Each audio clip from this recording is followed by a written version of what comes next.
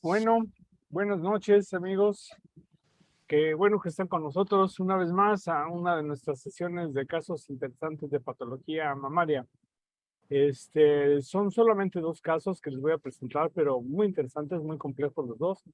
Están con nosotros el doctor Colón, que nos acompaña, que manejó uno de estos casos. Está con nosotros la doctora Heredia, la patóloga, como siempre, entusiasta, participando con todo el interés de algunas visitas que tenemos aquí con nosotros, acompañándonos también.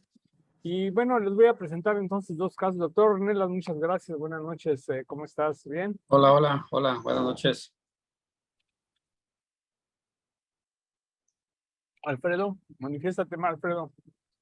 Todo bien, gracias. ¿Cómo están? Eso, muy bien también, muchas gracias. Aquí sufriendo Bien, las bien. consecuencias del shot de la vacuna de Pfizer que me puse ayer y ando así medio noqueado, pero bueno, Bueno, aquí andamos todavía batallando, dando batalla. Muy bien, bueno. bueno, pues miren, este primer caso es el caso número 1. Es una paciente de 47 años que se presenta con telorrea derecha. Doctor Colón, cualquier cosa que quieras agregar o eso me puedes decir. No hay problemas. Si hay algo de la historia clínica que sea importante. Bien, entonces la paciente se hace esta mamografía en la que pues podemos ver que nos deja, digamos, boquiabiertos, porque pues, la manera de interpretar, ya saben ustedes la rutina. Para empezar, para los estudiantes que puedan andar por ahí, un paciente con telorrea es salida de líquido a través del pezón. Telorragia es la salida de sangre a través del pezón. Este es un signo muy importante, muy interesante y que hay que poner mucha atención, y vamos a hablar un poco de ello un poco más al rato, del abordaje desde el punto de vista de imagen, que también es uno de los aspectos de este caso tan interesante, tan complejo. Entonces, como siempre, pues vamos a interpretar la mamografía siguiendo la terminología de VIRADS, del Colegio Americano de la Radiología. Y desde luego, fíjense cómo en este caso la composición mamaria es una mama con un patrón D que es extremadamente denso. Ya sabemos que estos pacientes tienen más de un 30% de posibilidades de que tengan lesiones y no las podamos detectar. Em, pero además de este patrón muy denso, fíjense en la axila derecha que tenemos una imagen, una lesión o una opacidad heterogénea. Esta opacidad heterogénea la está aquí en la región axilar, y aparte aquí arriba se ve más opacidad con la misma densidad de tejido glandular. Esta opacidad axilar es bilateral, pero aparte de este tejido tenemos esta lesión. Fíjense cómo está heterogénea, fíjense cómo está rodeada de un halo de grasa, de tejido adiposo. Y bueno, entonces, ¿cómo la describimos? Pues una mama extremadamente densa, que obviamente tiene que ser VIRAD 0 porque amerita más estudios. Desde luego, pues el ultrasonido, ya nos esperamos cómo iba a ser el ultrasonido. Ya sabíamos que nos iba a dar también problemas por el tipo de tejido tan heterogéneo. Y entonces la pregunta es, ¿qué le hacemos? ¿Qué VIRADs le ponemos a esta lesión? Entonces, evidentemente tiene que ser un VIRAD 0 porque amerita más estudios. En el reporte básicamente decimos que es un patrón D extremadamente denso con una masa axilar derecha de márgenes irregulares, heterogénea, con una densidad igual que el resto del tejido glandular supernumerario en axila izquierda, que también la ve en la derecha, y yo siempre ando correteando la posibilidad de amartoma, porque este parecía el caso del breast within a breast, o sea, la mama dentro de la mama, como si fuera otro tejido. Entonces lo reporté como amartoma, pero desde luego lo di como BIRAD 0. Se realiza ultrasonido de las dos mamas y ya en la axila derecha, aquí está la lesión que se veía ovoide. Vean, es una lesión que mide 38 milímetros, es heterogénea, tiene componente quístico. Yo insistía para que pintaba esto como si fuera una martoma. Y en la mama derecha también, en el radio de las 12 a 6 centímetros del pezón, aparece este pequeño nódulo con una calcificación gruesa, es de márgenes circunscritos, paralelo a la piel, pues con características, digamos, benignas, ¿no? Como si fuera un fibroadenoma. Realmente no despertó mucha preocupación. Pero recuerden, el problema de la paciente es la telorrea. Entonces, tenemos imágenes que son, digamos, de alguna manera circunstanciales y que se acompañan al problema de la telorrea. Entonces, seguimos con el problema. En el ultrasonido ya saben que tenemos que determinar los 3 tipos de patrón. La grasa, la mama de tipo homogéneo, adiposa, la mama fibroglandular homogénea y la mama heterogénea. Y esta, de nueva cuenta, era una mama heterogénea. Y tenemos pues 2 masas. La masa del lado izquierdo ya la describimos con características semejantes de un fibroadenoma con una calcificación gruesa benigna. Y la lesión del lado derecho, pues que la describimos también como una masa de tejido glandular heterogéneo, masa axilar derecha ovoide, circunscrita, fíjense que tiene márgenes bien delimitados, paralela a la piel, isoecoica comparada con el tejido glandular que lo rodea, y yo de necio, ahí estoy, amartoma contra glándula supernumeraria. ¿Verdad? Bueno, la otra lesión, pues la describimos como un tejido glandular heterogéneo, masa oval, circunscrita, paralela, sólida, con calcificación gruesa, y le damos como un probable fibroadenoma.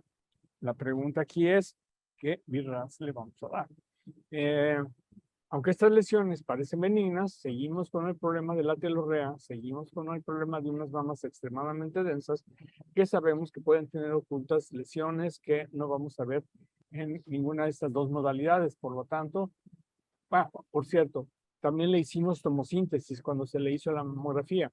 No tengo las imágenes, pero obviamente no alcanzamos a ver nada, porque era tejido igual, fibroglandular, heterogéneo, ninguna lesión en particular que pudiera señalarse. Pero entonces de ahí siguió el ultrasonido y de aquí entonces la mandé yo a resonancia magnética. Aquí tenemos la resonancia de la mama derecha. Secuencia 61, secuencia 62, en donde de nueva cuenta, vemos cómo tenemos este tejido extremadamente denso, heterogéneo, tenemos la masa axilar derecha, tenemos algún pequeño ganglicito, tal vez por aquí, tenemos el fibroadenoma, que después ya, pues no, en mi caso le hacíamos un pequeño fibroadenoma de 10 milímetros aproximadamente, de características benignas, de 10.5 por 10. Y lo interesante, con el medio de contraste en esta fase dinámica y en esta secuencia vibrant, fíjense cómo hay este tipo de reforzamiento. Fíjense, este es un tejido normal, el tejido de reforzamiento, el patrón de reforzamiento es heterogéneo, pero aquí hay zonas definitivamente de reforzamiento intenso. Y aquí viene el problema, ¿cómo la vamos a describir? Entonces, para esto vamos a nuestra terminología BRAF y de nueva cuenta hay que determinar a qué tipo de tejido glandular nos referimos. En medicina, en resonancia magnética, los patrones igual que en la mamografía son 4 y esta, desde luego, corresponde al patrón D. El BPE o el patrón de reforzamiento de fondo puede ser mínimo, leve, moderado y marcado. Y puede ser simétrico y asimétrico. En este caso, salta a la vista que es asimétrico. Vean la mama izquierda con un mínimo reforzamiento de fondo y del lado derecho este reforzamiento asimétrico. No es una masa, no hay una masa en particular que esté llamando la atención. Entonces, estamos ante un reforzamiento que se denomina no masa. Este reforzamiento no masa, vamos a ver su distribución. Tenemos estos patrones diferentes, de manera que al principio pensé que podría ser segmentario, pero no, realmente no sigue los trayectos de un solo segmento, como que son varios segmentos, por lo tanto, la incluimos en la terminología de un reforzamiento no masa de tipo regional. Y es un patrón de tipo heterogéneo o clump, que quiere decir distorsionado o fragmentado, etc. Entonces, si revisamos en la página Radiology Assistant, que es casi como la Wikipedia de los radiólogos, fíjense que habla de los reforzamientos no masa de su distribución y dicen que los reforzamientos de tipo segmentario tienen un 78% de ser cáncer, mientras que los regionales, que no son ductales o segmentarios, tienen un 21% de tratarse de un cáncer. Aquí tenemos otro tipo de reforzamiento. Fíjense cómo se parece al de nuestro caso, este que llaman reforzamiento clúster, o sea, fragmentado. Tienen 60% de posibilidades de cáncer. Típicamente dicen un carcinoma ductal in situ. Entonces, el reporte de este caso es como sigue: mama extremadamente densa, patrón de reforzamiento de fondo marcado, asimétrico, con un reforzamiento no masa, de distribución regional, heterogéneo, no adenomegalias, no lesiones ductales sospechosas y masa axilar derecha de tejido similar a la glándula. Y ahora sí, ya no hay escapatoria, se le da un BIRATS 4. Y bueno, pues le pasamos la bolita entonces al cirujano. Entonces, bueno, doctor, pues ahí está. Ahí está, hasta aquí podemos llegar con las imágenes. Bueno, aún así se intentó hacer una biopsia. La doctora Miriam Hernández, que trabaja con nosotros, especialista en mama también, hizo una biopsia en un sitio que le pareció sospechoso, como este, y donde nos refieren que, tiene cambios asociados a condición fibroquística, hiperplasia ductal usual y metaplasia apócrina. En este estudio no se encontraron elementos concluyentes de malignidad. Revisión del caso sin cambios significativos, o sea, se intentó hacer una revisión extra, ¿verdad? Por la duda. Y bueno, entonces aquí vamos a pedirle al doctor Colón, que es el que manejó el caso, que nos explique estas imágenes y los procedimientos. ¿Tienes un micrófono para el doctor?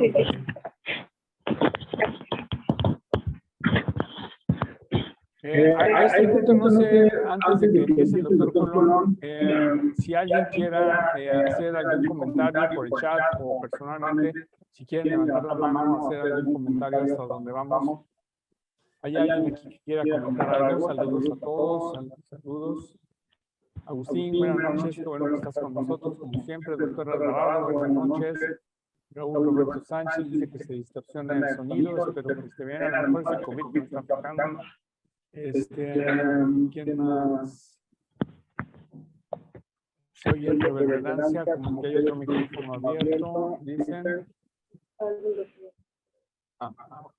parece que eso ya se resolvió. Muy bien. No hay ninguna pregunta o comentario a este punto, entonces... Nada más un comentario, Sí, muchas gracias. Buenas noches a todos. Es un placer poder compartir con ustedes el caso. Esta es una paciente, como comentaba ya el doctor Cela, que nos puso a prueba y que definitivamente es una serie de condiciones que, a pesar de llegar incluso hasta la biopsia dirigida en una forma muy específica a la área sospechosa, pues seguía la situación de lo que había de secreción a través del pezón, el reforzamiento tan marcado y la condición de la frecuencia de las imágenes que se habían dado y la opinión que se tenía de un patrón extremadamente denso y la dificultad de diagnóstico, en donde coincidía con la probabilidad de dar una alta porcentaje de cáncer. Entonces, la propuesta a la paciente fue el retiro de lo que es la lesión guiada y en la zona mucho más específica, con un marcaje en donde fuimos a extender el espacio de extracción del tejido hasta donde fue la punta y nos extendimos a 1 centímetro, centímetro y medio más. Sin embargo, la toma de lo que fue esta pieza fue esta que está sobre su lado derecho, que tiene el arpón, y pues efectivamente nuestra paciente, con la condición de del evento quirúrgico, pudimos llegar a la extracción de manera favorable, sin un exceso de sangrado. Se decidió hacer el retiro de glándulas supranumerarias de ambas axilas, que estas eran pequeñas y que para ella era muy importante el hecho de no tenerlas por situaciones estéticas. Sin embargo, lo que más nos preocupaba en ese momento pues era la lesión sospechosa, y una vez que se lleva a cabo el evento quirúrgico, vamos a lo que es el momento del estudio histopatológico, en donde nos dan como diagnóstico la mastitis crónica, el fibroadenoma, que está incluido dentro de lo que es la lesión que extrajimos, y también se reconoce en la pieza A un carcinoma in situ que está a 4 milímetros de diámetro mayor a los márgenes quirúrgicos sin tumor en las mamas supernumeraria de la pieza B, con cambios quísticos, como ya había sido especificado radiológicamente. También la otra mama supernumeraria contralateral. Entonces, ante las condiciones de esta paciente, la idea de tener al menos esos 4 milímetros, pues nos quedamos cortos. Habría que hacer una extensión y probablemente ir a algo más en el caso del tratamiento o manejo de esta paciente, para poderle ayudar y cubrir por completo, que pudiera ser la extracción de la ampliación de márgenes, ir hacia una quimio, y posteriormente pues darle durante 5 años el manejo con el metotrexate. Sin embargo, la otra propuesta que junto con el ginecólogo oncólogo, que fue con quien realizo los procedimientos, no los hago como ginecólogo yo en exclusiva, sino que siempre asesorado por manos más expertas y que tienen la posibilidad de darnos esa seguridad al momento del manejo de este tipo de pacientes. En la propuesta de segunda intervención es para ella la posibilidad de retiro de las 2 glándulas mamarias y la colocación de implantes mamarios. De esta manera, pues se retira la totalidad del tejido glandular, quita la posibilidad de que pudiera haber algo más hacia extender, y la posibilidad de que pueda permanecer con su areola pezón de ambos lados, con sus implantes como parte del manejo que está proyectado para realizarse el 5 de octubre.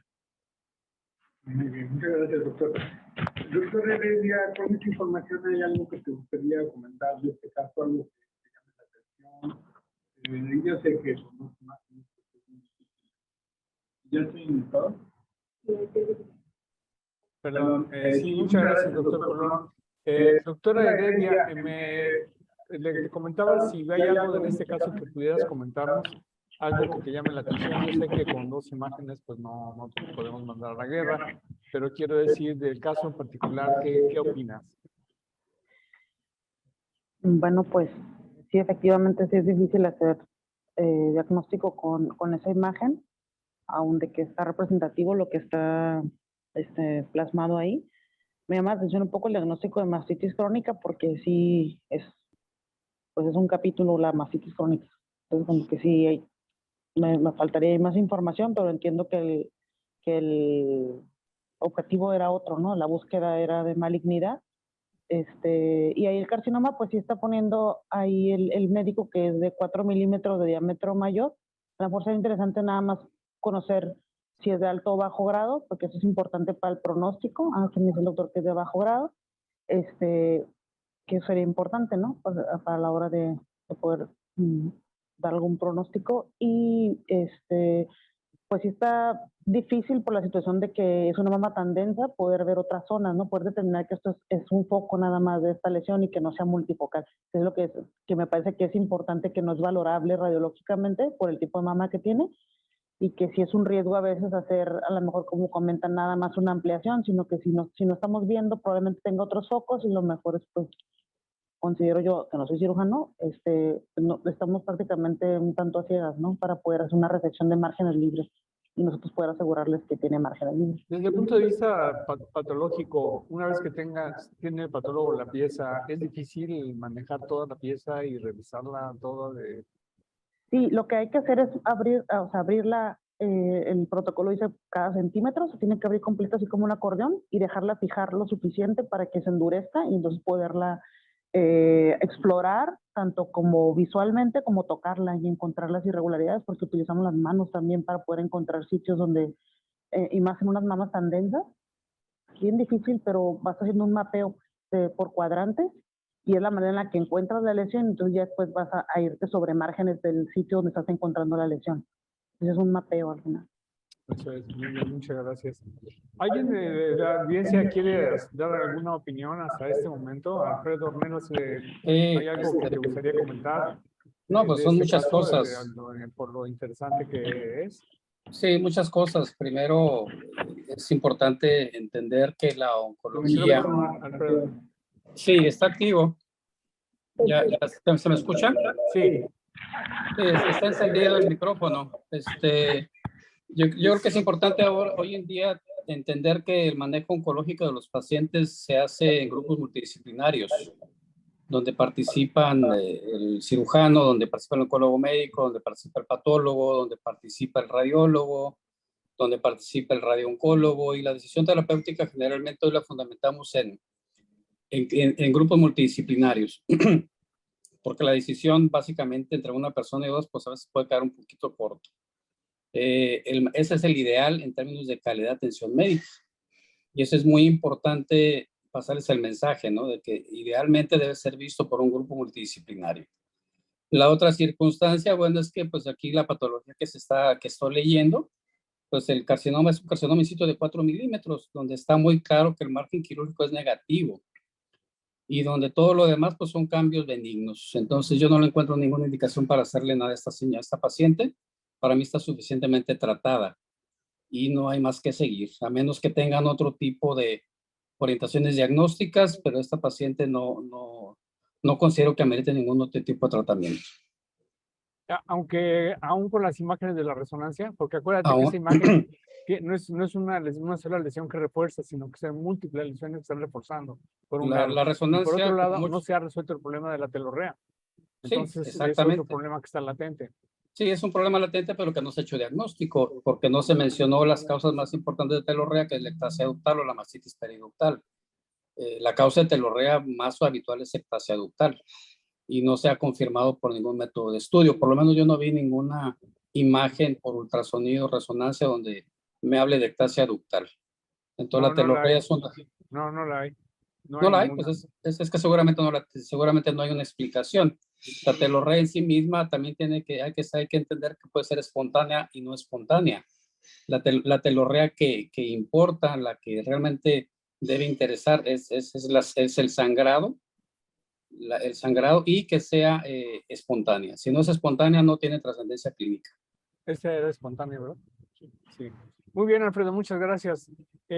Tratando de profundizar un poco respecto a la telorrea, traje estas imágenes en donde hay que recordar la importancia de ciertos detalles clínicos. Por ejemplo, si es unilateral o si es bilateral, si es un monoporo o es multiporo. Como bien dices, Alfredo, como hemos visto, si es provocada o es espontánea la salida de líquido. La frecuencia con la que esto sucede y el color es muy importante. A esta paciente se le hizo citología de líquido que fue negativo, que además es algo que suele suceder también. Fíjense, por ejemplo, aquí tenemos 4 diferentes tipos de telorragia. Generalmente las cerosas y las de color blanco son, entiendo, de menos riesgo. Son de más riesgo, obviamente, las rojas y las café oscuro, porque puede ser sangre que está necrosada aquí. Bueno, sangre pues coagulada. Y aquí el problema es el manejo. Vamos a olvidar que es una mama muy densa y vamos a enfocarnos únicamente en la telorrea. ¿Cuál es el manejo de la telorrea? Entonces, desde el punto de vista de imagen, la mamografía tiene muy mala sensibilidad para ver ductos dilatados, solo entre un 20 y un 25%. Puede ser útil la visualización de microcalcificaciones en los ductos, pero vean, realmente la opacificación de los ductos no es algo tan relevante.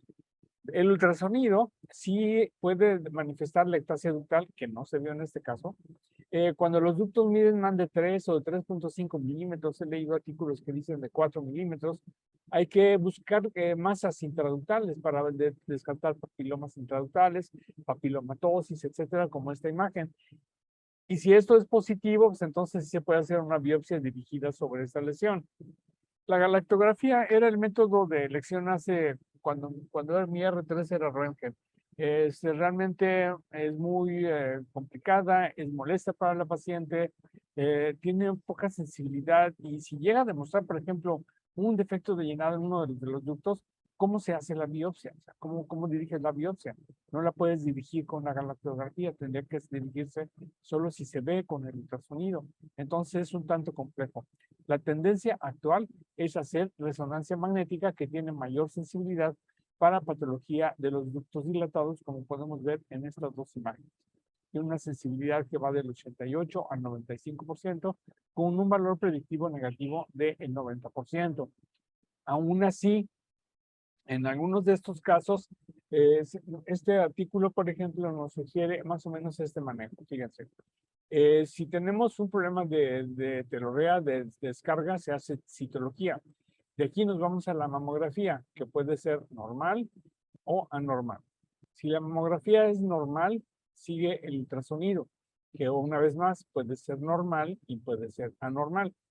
Si el ultrasonido es normal, vamos a acabar en resonancia magnética, como la vimos en las imágenes anteriores, para localizar el ducto que está normal. Y si se localiza el ducto, pues ahí ya hay varias opciones. Una, hacer un ultrasonido de second look, que se llama, para buscar ese ducto o esa patología, anclarlo y biopsiarlo. O definitivamente, si el ultrasonido es anormal, pues ya podemos tratar de hacer una biopsia guiada al sitio de la anormalidad. En el caso del ultrasonido del second look, después de una resonancia magnética anormal, pues lo correlacionamos con la resonancia y se hace la biopsia en el sitio que se encontró anormal. Pero si no se encuentra nada anormal ni en el ultrasonido, pero sí en la resonancia, podría ser necesario hacer el diagnóstico, la biopsia en resonancia, lo cual es un tanto complicado y no en todos lados tenemos lo necesario para realizarla.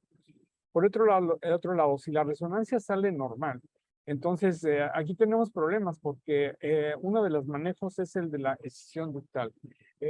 Doctor de Colón, de nueva cuenta, si gustas platicarme cómo se hace, cómo es el manejo una vez que no encuentras ningún elemento diagnóstico de imagen en una paciente con telorragia o telorrea sospechosa de malignidad. Definitivamente debe ser estudiada incluso esta secreción con una impronta. Debe de buscarse celularidad y esa celularidad, si está alterada, ir al ultrasonido porque definitivamente es piedra angular para poder saber la condición y como lo dice usted, es definitiva la imagen de resonancia, ¿no? Para poder estudiar ahora el manejo de esto. Pero si todo sale negativo. Todo esto es negativo y la paciente está con esta lesión y sigue segregando y tenemos alteración de focos múltiples, definitivamente. Si yo fui por un sitio específico que fue marcado como mayor sospecha, aún habiendo tenido una biopsia dirigida negativa, no indica que no pudiese encontrarse en otros focos. De ahí la razón de no sobretratar, sino de ir por lo que pudiese haber en los diferentes focos que se encuentran los reforzamientos en la imagen radiológica. Y creo que tenemos que creer en lo que nos definen ustedes como radiólogos y no detenernos, porque en un momento dado pude haberme detenido en el momento en el que era una biopsia dirigida negativa, sin ir a buscar absolutamente nada más. Por esto, la necesidad de ir a buscar algo mucho más específico, mucho más demostrativo a lo que es esta claro, con esas imágenes de la resonancia, yo creo que era definitivo. Todavía hasta no tener toda la pieza. Hay un nombre para la cirugía de disección ductal, ¿no? Tiene un nombre para sí, ¿cómo? El Adler, sí. Adler. Y esa es la manera de poderlo hacer, es una forma de cono que se realiza y que se trae estos y que definitivamente también se debe cuidar mucho el aspecto vascular de la areola pezón, porque es una de las condiciones que puede llegar a alterar su circulación y necrosar. Entonces, es parte de lo que se maneja. Otro detalle que hay que mencionar es uno de los principios de bioética, que de todos modos se embonan aquí porque hay un principio que es el principio de autonomía, que el paciente tiene derecho a decidir su tratamiento. Ya no estamos en la situación en la que el médico con una medicina paternalista le dice al paciente lo que tiene que hacer y se acabó. Entonces, en realidad a la paciente se le dan opciones y creo que si ella por tranquilidad también decide deshacerse de sus glándulas y de paso ponerse sus implantes y quedar bien actualizada, creo que también es una situación pues que tenemos que aceptar y reconocer. Si hay pacientes que hoy en día no consulten al doctor Google y que nos dan la sorpresa de que muchos de nuestros diagnósticos aún en pruebas histológicas y que damos un diagnóstico, ellos ya se extendieron e hicieron una búsqueda y decidieron que había que hacer algo en concordancia muchas veces o discordando de discordancia de lo que nosotros opinamos, ¿no? Entonces nos enfrentamos hoy en día a situaciones muy difíciles que hay que considerar la condición de cada paciente. Claro. Muy bien, pues ya sabremos en una siguiente sesión, les comentaremos el resultado de la pieza de la mama para ver qué pasó con estos focos. Que ciertamente no refuerzan tan intensamente, no son tan densos, no tienen tanto contraste, pero no dejan de ser sospechosos. Y también la otra, la mastitis inflamatoria, es un diagnóstico que queda pendiente revisar porque hay varios tipos de mastitis inflamatoria, diferentes etiologías. Entonces, seguramente vamos a poder profundizar un poco más adelante. Ya lo presentaremos de nueva cuenta. Y bueno, pues le doy muchas gracias al doctor Colón por acompañarnos, a la doctora Heredia también. Ahorita vamos a seguir con otro caso muy interesante.